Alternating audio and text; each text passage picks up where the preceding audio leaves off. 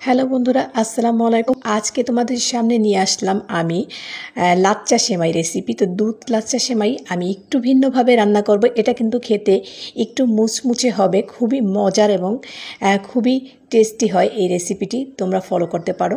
তো এখানে কিন্তু আমি লাচ্চা সেমাইয়ের অর্ধেকটা নিয়ে নিয়েছি, আর দিয়ে দিলাম এখানে কিন্তু আমি 2 চামচ পরিমাণের ঘি। তো ঘিটা দেওয়ার পরে আমি একটু গরম হয়ে গেলে তারপরে দিয়ে দেবো সেমাইটা। সেমাই আমি অর্ধেক প্যাকেটের অর্ধেক নিয়েছি, তোমরা চাইলে পুরোটাও নিতে পারো। তো এখানে এখন আমি বাদাম দিয়ে দেব। তো আমি এখানে কাজু বাদাম আর কাঠবাদাম দিয়ে দিয়েছি।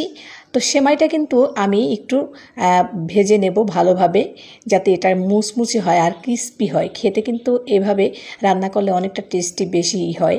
আমি অল্প একটু চিনি দিয়ে দিলাম 2 চামচ পরিমাণের, আর 2 চামচ পরিমাণের গুঁড়া দুধ দিয়ে দিলাম।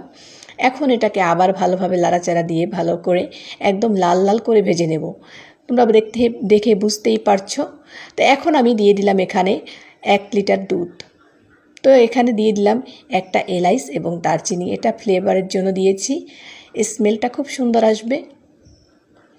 তো এখন আমি দুধটাকে ঘন করে জাল করে নেব, কয়েকবার জাল করে নেব এটাকে।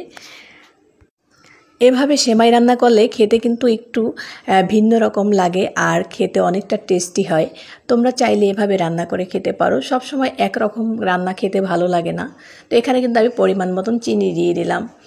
তো চিনিটা গলে গেলে তারপরে এখানে একটু লবণ দিয়ে দেব পরিমাণ মতন। মিষ্টিটা যাতে ব্যালেন্সটা ঠিক থাকে তার জন্য আমি এখানে একটু লবণ দিয়ে দিলাম।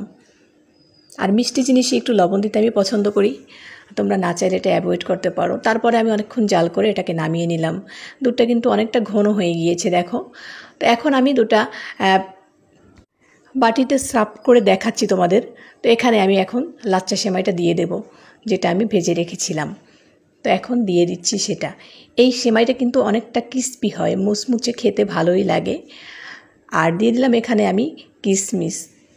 তো কিশমিশ দিয়ে পরিবেশন করব। খুবই মজার এবং টেস্টি একটি রেসিপি, ট্রাই করতে পারো।